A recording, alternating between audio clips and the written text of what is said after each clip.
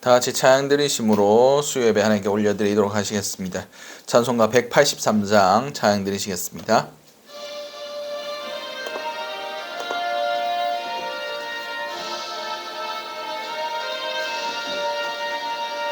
빈들의 마른 풀같이 시들은 나의 영혼, 주님이 약속한 성령 간절히 기다리네.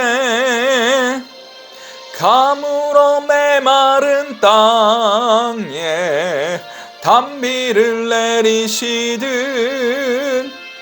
성령의 단비를 부어 새 생명 주옵소서. 반가운 빗소리 들려 산천이 춤을 추네. 봄비로 내리는 성령 내게도 주옵소서. 가물어 메마른 땅에 단비를 내리시듯 성령의 단비를 부어 새 생명 주옵소서. 절 따라 우로를 내려 조목이 무성하니 갈급한 내 심령 위에 성령을 부소서. 가물어 메마른 땅에 단비를 내리시듯 성령의 단비를 부어 새 생명 주옵소서. 참되신 사랑의 언약 어길 수 있사오랴. 오늘의 흡족한 은혜 주실 줄 믿습니다.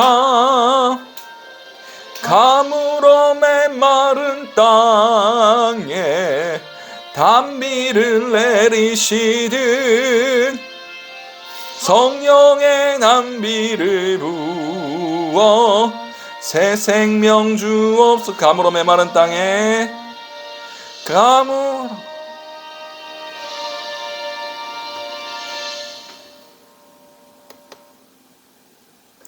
찬송가 292장 찬양 드리시겠습니다.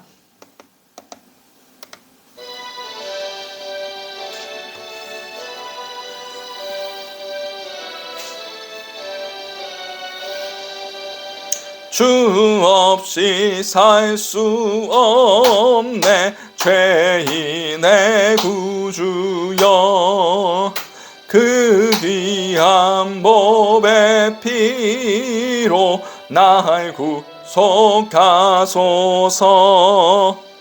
구주의 사랑으로 흘리신 보혈이 내 소망 나의 위로 내 영광 됩니다. 주 없이 살 수 없네 나 혼자 못서리. 힘없고 부족하며 지혜도 없도다. 내 주는 나의 생명 또 나의 힘이라. 주님을 의지하여 지혜를 얻으리. 주 없이 살 수 없네 내 주는 아신다. 내 영의 깊은 간구 마음의 소원을 주밖에 나의 마음 네 알아주리요. 내 마음 위로하사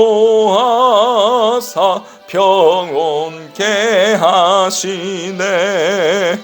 주 없이 살 수 없네. 세월이 흐르고 이 깊은 고독 속에 내 생명 끝나도 사나운 풍랑일 때 날 지켜주시니 내 곁에 계신 주님 늘 힘이 됩니다. 아멘.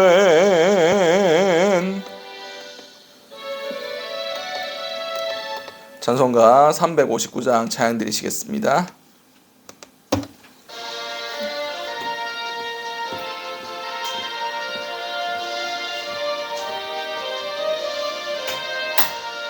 천성을 향해 가는 성도들아, 앞길의 장애를 두려워 말라. 성령이 너를 인도하시리니 왜 지체를 하고 있느냐. 앞으로 전성을 향해 나가세. 천성문만 바라고 나가세. 모든 천사 너희를 영접하러 문 앞에 기다려서 있네. 너 가는 길을 누가 비웃거든 확실한 증거를 보여주어라. 성령이 친히 감하여 주사 그들도 참기를 찾으리. 앞으로 전성을 향해 나가세. 천성문만 바라고 나가세. 모든 천사 너희를 영접하러 문 앞에 기다려서 있네. 너 가는 길을 모두 가기 전에 내 손에 든 검을 꽂지 말아라. 저마귀 흉에 모두 깨뜨리고 끝까지 잘 싸워 이겨라. 앞으로 전성을 향해 나가세. 천성문만 바라고 나가세.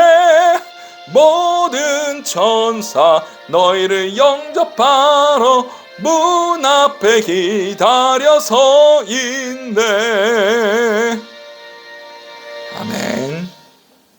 우리 이 시간 예배를 위해서 오늘 주신 말씀들을 놓고 같이 기도하고 나가도록 하시겠습니다. 기도하시겠습니다. 사랑과 충만하신 아버지 은혜를 너무나 감사드립니다. 오늘도 우리가 거룩하신 주님 말씀 앞으로 나아가는 자들이 될 수 있게 원합니다. 이 말씀 가운데 우리가 깨닫는 은혜를 있게 하시고 아버지 이 말씀으로 인하여 우리가 온전히 주님의 뜻 안에서 살아갈 수 있는 귀한 은혜들이 있게 하여 주시옵소서. 오늘 주님 하신 그 말씀 모두 하나하나 우리 마음속에 깊이 새겨지고 잘 자라나서 열매 맺을 수 있는 귀한 은혜 또한 허락하여 주시옵소서. 이 모든 것들 살아계신 우리 주 예수 그리스도 이름으로 기도드렸습니다. 우리 찬송가 202장 찬양 드리시겠습니다.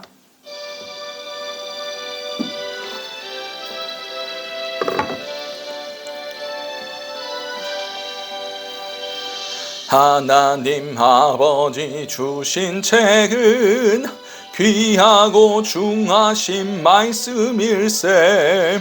기쁘고 반가운 말씀 중에 날 사랑한단 말 참 좋도다. 주께서 나를 사랑하니 즐겁고도 즐겁도다. 주께서 나를 사랑하니 나는 참 기쁘다. 구속의 은혜를 저버리고 어긋난 딴 길로 가다가도 예수의 사랑만 생각하면 곧 다시 예수께 돌아오리. 주께서 나를 사랑하니 즐겁고도 즐겁도다. 주께서 나를 사랑하니 나는 참 기쁘다. 구주의 영광을 바라보며 예수의 이름을 찬양하리. 영원히 찬양할 나의 노래 예수의 이름이 귀하도다.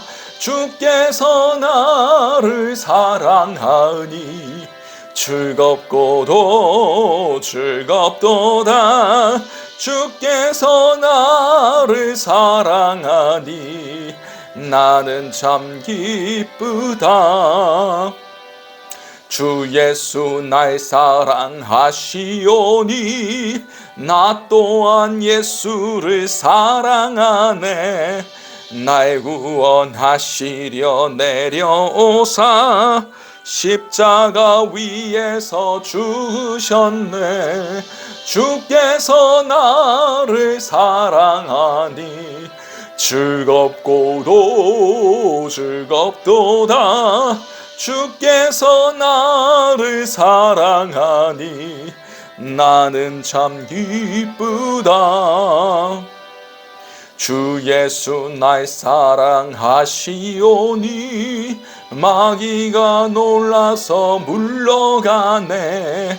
주 나를 이렇게 사랑하니 그 사랑 어떻게 보답할까.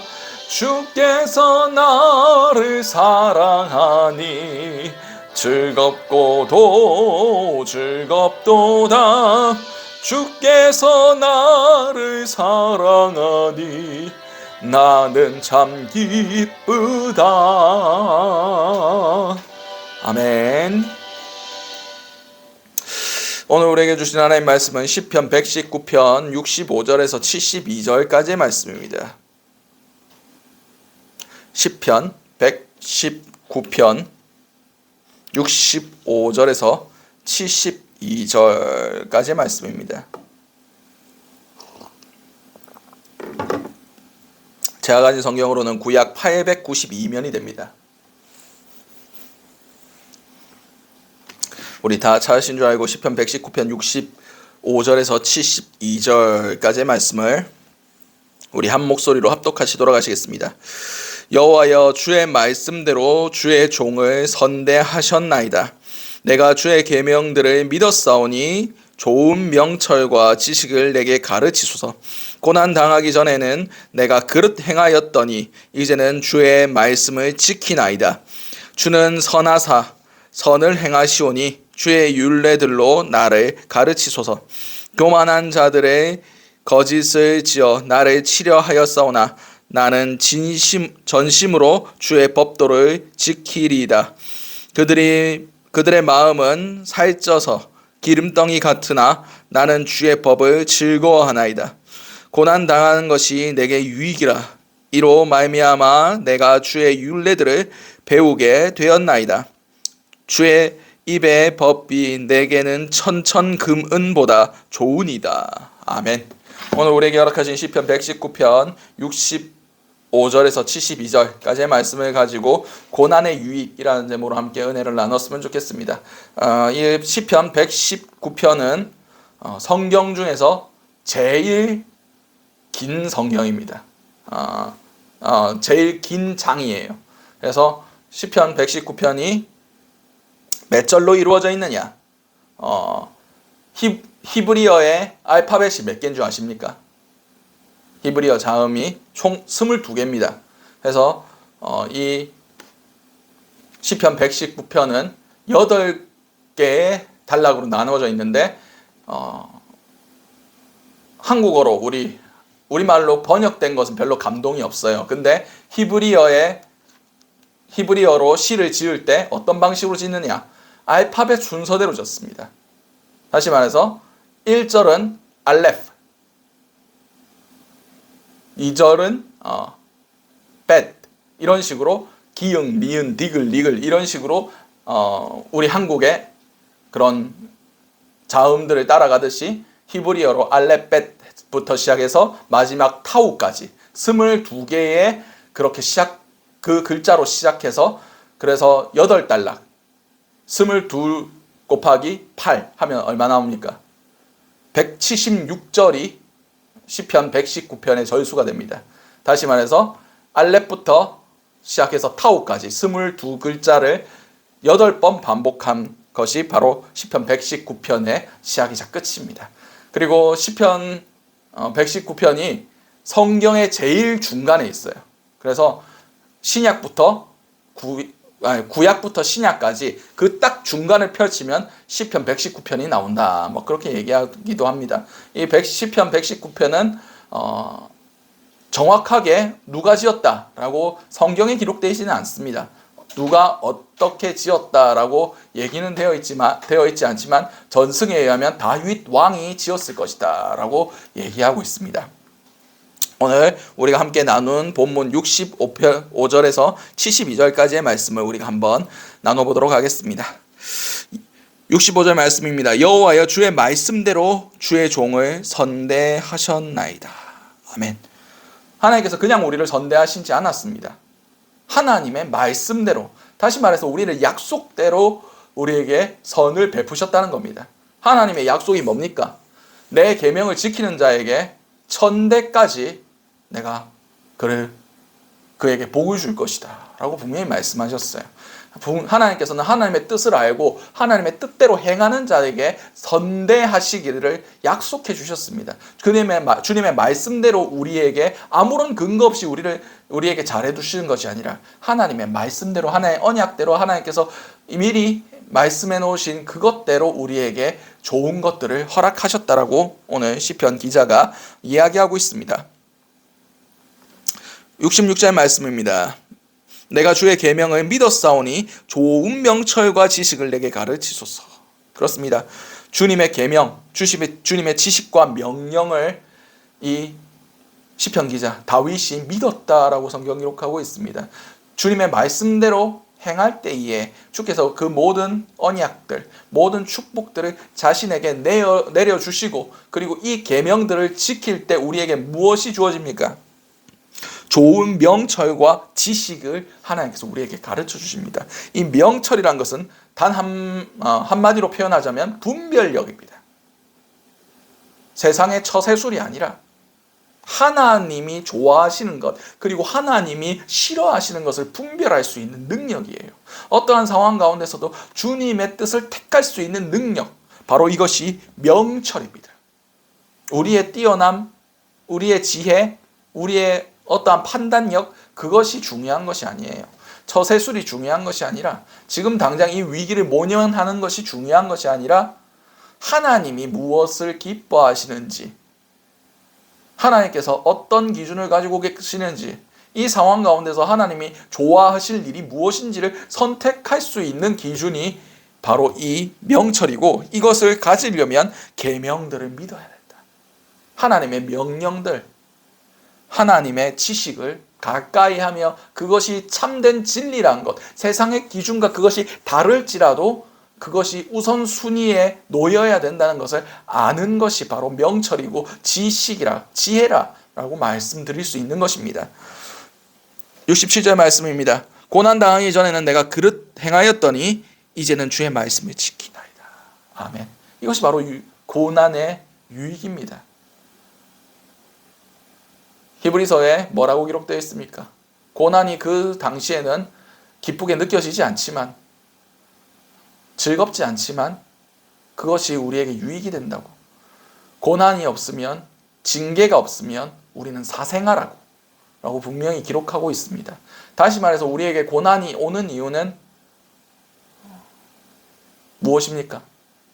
하나님의 백성을 만들어 가시는 수단이 바로 고난이라는 것입니다. 오늘 시편 기자가 무엇을 얘기하고 있습니까?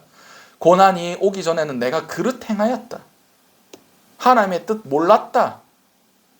그러나 이제 고난을 통해서 내가 주의 율례들을 이제는 주님의 말씀을 지킨다고 고백하고 있지 않습니까? 고난이 오기 전까지는 자기가 뭐가 잘못했는지, 어떤 하나님 앞에서 무엇이 잘못됐는지 알지 못했습니다. 그러나 고난을 통해서 주님의 말씀을 지키게 되었다고. 이것이 우리가 살아날 수 있는 기준이고 이것이 우리가 나아가야 할 유일한 방향이라는 것을 이 고난을 통해서 이 다윗이 시편 기자가 깨닫게 되었다고 성경 기록하고 있습니다. 그렇습니다. 고난이 오는 이유는 보통 한 두 가지로 볼 수 있습니다. 첫 번째는 우리가 잘못 가고 있을 때. 그리고 두 번째는 더 깊은 곳으로 우리를 부르실 때에. 더 온전해지고, 더 연단되고, 더 하나님의 깊은 뜻을 깨달아 알게 하기 위하여 하나님께서 우리에게 고난을 허락하십니다. 고난이 없었다면 우리는 하나님의 뜻을 깨달아 알지 못했을 겁니다. 고난이 없었다면 우리는 하나님께 쓰임받지 못했을 수도 있습니다. 고난은 하나님께 더욱 가까이 가는 수단이라는 것을 깨달아 알아야 됩니다.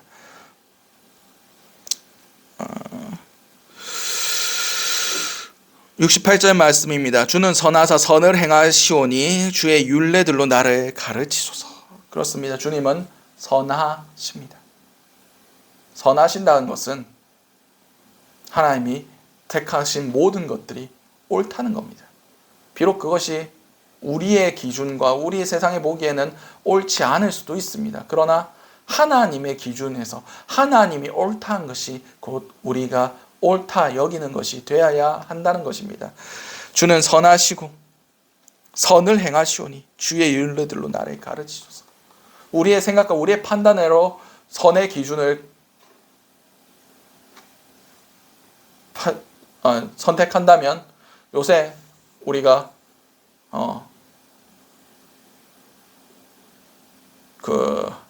제레미 벤담 공리주의 뭐 이런 얘기합니다. 최대 다수의 최대 행복, 선과 악의 기준. 선은 우리가 행복을 느끼고 우리가 유익한 것은 선이고 우리에게 고통을 주고 우리에게 불이익을 가르쳐다 주는 것은 악이다. 그렇게 해서 자본주의의 기본적인 정신적 토대가 이 벤담의 공리주의에 지금 사람들이 그렇게 맞춰서 가고 있습니다. 그래서 내한테 기쁨을 주고 내게 편안함을 주면 선이고 나한테 불쾌감과 안 좋은 감정들을 주면 그것은 악이다 라고 사람들의 기준, 자기의 기준으로 그렇게 얘기해서 지금 세상이 돌아가고 있습니다. 그러나 중요한 것은 이 선악의 기준은 하나님께 있다는 겁니다. 내가 힘들고 어려울지라도 그것이 주님의 뜻이라면 그것은 선입니다. 내가 즐겁지 않을지라도 주께서 그것이 선이라고 말씀하시면 선이라는 겁니다. 우리는 우리의 기준으로 판단할 때에 선악의 기준이 뒤틀릴 수 있고 지극히 주관적인 기준을 가질 수밖에 없습니다. 그러므로 내 기준에 선일지라도 하나님 앞에 악일 경우가 너무나 많다는 것을 우리는 알아야 됩니다. 그러므로 우리에게 중요한 것이 뭡니까? 주님의 율례들을 배우는 겁니다. 주님의 율례는 하나님의 명령과 지시입니다. 하나님의 뜻과 함께 가는 것입니다. 우리는 하나님의 뜻과 함께 갈 때 선을 이룰 수가 있습니다. 다시 말해서 우리가 하나님의 뜻에서 멀어지면 멀어질수록 우리가 하는 모든 행위가 악할 뿐입니다. 하나님께서 하나님의 성령을 거두실 때 인간의 모든 행위가 악할 뿐임을 보시고 이 땅에 하나님이 사람을 지으신 걸 한탄하셨다라고 성경 기록하고 있습니다. 그래서 하나님의 영을 거두시고 사람이 육신이 되었다라고 말씀하고 계십니다. 그렇습니다. 우리는 하나님의 뜻을 알지 못할 때 하나님의 성령의 가르치심, 하나님의 뜻, 성령의 이끄심을 멀리하면 멀리할수록 우리는 우리의 기준대로 눈에 보이기에 좋은 대로 우리의 마음대로 우리의 육신이 이끄는 대로 갈 수밖에 없습니다. 그러므로 우리에게 율례가 필요한 겁니다. 그러므로 우리가 어떻게 살아야 하는지 기준이 명확히 있어야 된다는 겁니다. 그 기준은 우리에게 있지 않습니다. 바로 주님의 율례, 이 말씀 안에 있는 겁니다. 주님의 명령 안에 있는 것이고 우리 안에 계신 성령 안에 계신 겁니다.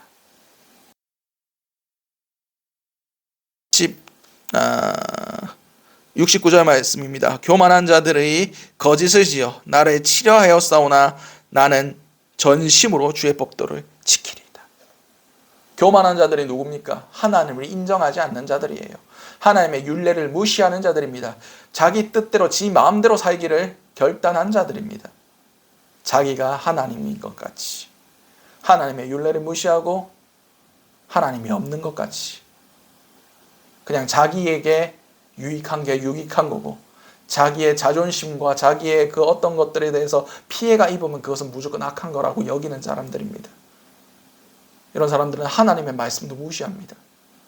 하나님이 징계하는 것도 내 기분이 나쁘면, 내가 우선적이니까, 내가 기분 나쁘면 그것은 악이니까 무시합니다.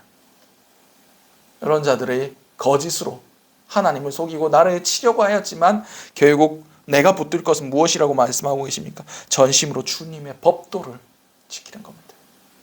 세상은 거짓으로 충만합니다. 거짓이 판치고 있습니다. 거짓이 진실인 양 그렇게 우리를 공격하고 그렇게 잘못된 것들이 진리인 것 같이 받아들여지는 세대가 지금 이 세대입니다. 그러나 그 가운데서 우리가 붙들어야 될 것이 무엇입니까? 영원한 진리이신 변하지 않는 하나님의 뜻입니다. 세상이 혼란스러울수록 우리는 변하지 않는 것에 가치를 둬야 됩니다. 세상이 어지러울수록 우리는 든든한 반석 위에 서야 합니다. 그것이 바로 말씀의 기준입니다. 70절 말씀입니다. 그들의 마음은 살쪄서 기름덩이 같으나 나는 주의 법을 즐거워하나이다. 이것을 본문에 가깝게 표현하자면 그들의 마음은 둔하여 기름에 잠긴 것 같다라고 표현되어 있습니다. 다시 말해서 그들의 마음이 지금 살찌고 기름져서 하나님이 말씀하시고 감동하시고 양심의 가책을 느끼게 하셔도 그것을 느낄 수 없을 정도로 둔하여져 있다라는 말씀입니다. 다시 말해서 그들의 마음 가운데 죄를 범하고도 죄책감을 느끼지 않는 겁니다. 영적으로 무감각해져 있는 것입니다. 양심에 화인 맞은 자들이란 것입니다. 기경되지 않은 밭과 같습니다. 우리 가운데 딱딱한 마음을 제하시고 부드러운 마음을 창조해달라고 우리가 기도해야 되는 이유가 여기 있습니다. 우리가 선한 양심으로 주님의 말씀과 멀어질 때에 우리 마음 가운데 아픔이 있어야 되고 찔림이 있어야 되고 괴로움이 있어야 됩니다. 그것이 하나님의 마음과 함께 가는 자들의 상태입니다. 이렇게 기름진 마음, 딱딱해진 마음, 하나님이 감동을 주셔도 아무런 반응도 할 수 없는 그런 비대해진 마음들은 하나님의 말씀을 즐거워할 수가 없습니다. 이렇게 교만한 자들은 하나님의 마음을 깨달아 알 수 없는 그런 지경에 이르렀지만 이 시편 기자는 다윗은 나는 주님의 법을 즐거워한다고 말씀하고 계십니다. 그렇습니다. 우리는 주님의 말씀을 즐거워할 수 있는 마음이 있어야 됩니다. 이 마음이 있으려면 우리 가운데 마음에 낀 기름들, 세상의 것들, 우리 마음을 즐겁게 하고 살찌게 하고 그런 잘못된 세상의 가르침들을 우리는 벗어 던질 수 있어야 됩니다. 팔복에서 누가 복되다고 말씀하고 계십니까? 심령이 살찌고 부유한 자가 아니라 그 심령이 가난한 자, 그 마음이 줄이고 배고픈 자. 정반대에 있는 게 무엇입니까? 그 마음이 기름지고 살찐 자들입니다. 우리는 우리의 마음이 갈급함 가운데 있어야 됩니다. 시냇물을 찾는 사슴과 같은 갈급함이 우리 마음 가운데 있어야 됩니다. 그런 마음을 가진 자들이 주님의 말씀 가운데 즐거움을 느끼고 기쁨을 느끼고 영원한 생명수 가운데 우리의 갈증이 해소되는 것을 체험할 수가 있습니다. 계속해서 보도록 하겠습니다. 71절 말씀입니다. 고난 당하는 것이 내게 유익이라 이로 말미암아 내가 주의 율례들을 배우게 되었나이다. 아멘. 그렇습니다. 고난 당하기 전에는 주님의 말씀이 이렇게 귀한 줄 몰랐을 겁니다. 이 고난을 통해서 주님의 말씀들이 진짜구나. 주님의 약속들이 사실이었구나. 이 고난을 통해서 우리가 우리의 영이 깨어날 수 있고 간절히 주님을 찾을 수 있고 주님을 더욱 깊이 만날 수 있고 주님을 붙들 수가 있습니다. 고난이 우리에게 유익이 된다고 고백할 수밖에 없는 상황으로 우리를 이끌어 가십니다. 72절까지 보도록 하겠습니다. 주의 입의 법이 내게는 천천 금은보다 좋으니이다. 그렇습니다. 주님의 말씀에 나오는 그 하나님의 언약들, 하나님의 가르침들, 그것이 세상의 그 어떤 것보다, 세상에 값지다고 얘기하는 금은보다 더 귀하다라고 고백할 수 있는 것은 그가 고난을 통과해 왔기 때문입니다. 그가 고난 가운데 금은과 세상에 누리는 그것들이 아무런 의미가 없고 오직 하나님의 말씀만이 자신을 위로하시고 자신의 그 고난의 수렁에서 사망의 음침한 골짜기에서 자신을 이끌어 주셨다는 것을 고백할 수 있게 하는다는 것을 우리는 알아야 됩니다. 우리는 고난이 필요합니다. 우리에게 고난이 없다는 것은 내가 분명히 잘못 가고 있는데 하나님의 뜻과는 아무런 상관없는 삶을 살아가고 있는데 우리 가운데 고난이 없다는 것은 축복이 아니라 저주입니다. 하나님은 우리를 사생아같이 버려두시지 않는다라고 분명히 말씀하고 계십니다. 잘못 가는 자들을 그냥 버려둔다는 것을 크나큰 비극이자 슬픔입니다. 우리에게 징계가 있고 고난이 있는 것은 우리를 사랑하시고 우리를 지금도 부르고 계신다라는 것을 깨달아 알아야 됩니다.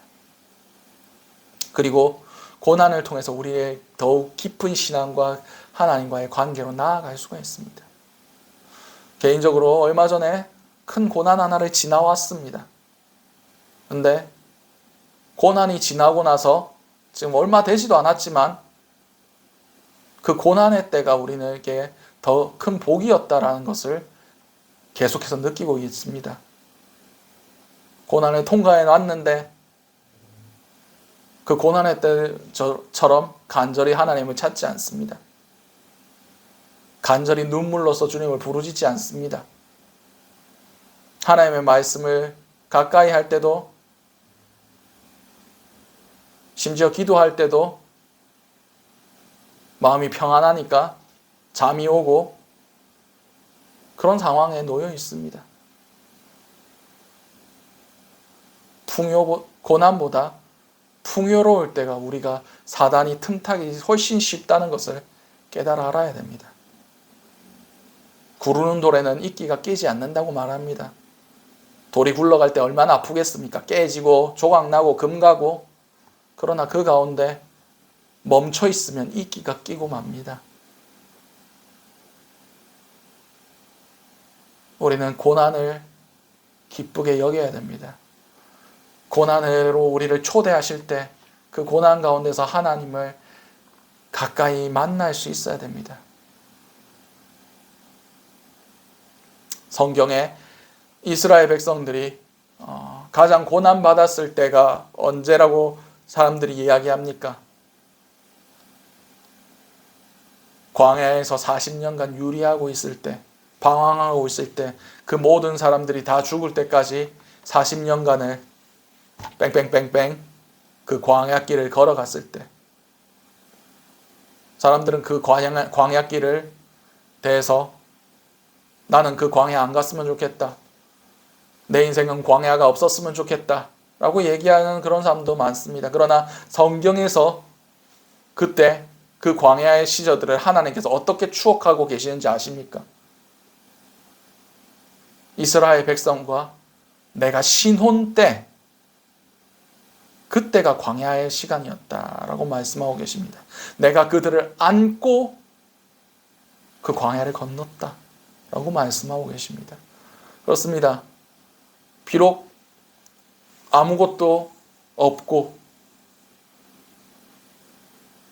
누릴 수 있는 그 어떤 것이요, 그것도 허락되지 않은 그 시간이었지만 그곳 가운데 하나님의 임재가 있었고 하나님의 말씀이 있었고 하나님의 인도하심이 있었습니다. 하나님 보시기에 그때는 가장 소중한 시간이었고 이스라엘 백성과 신혼 때 그 즐겁고 꿈같은 시간들이었다고 하나님께서 추억하고 계시지 않습니까? 우리는 그렇게 여깁니까? 우리는 그 때를 신혼 때로, 우리의 고난의 때를 신혼 때로 여깁니까? 하나님과 가까워졌던 시간대로 기억하십니까? 하나님과 멀어졌다면 우리는 다시 광야로 나아가야 됩니다. 우리 가운데 고난을 달라고 기도해야 됩니다.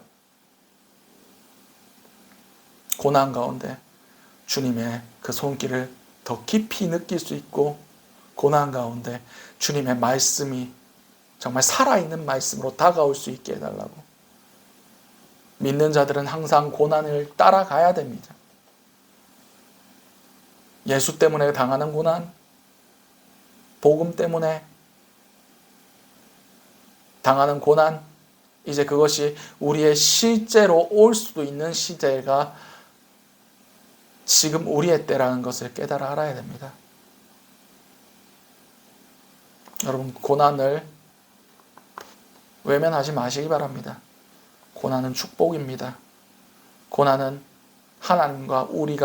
하나님께서 우리를 부르시는 그 사인이고 목소리입니다.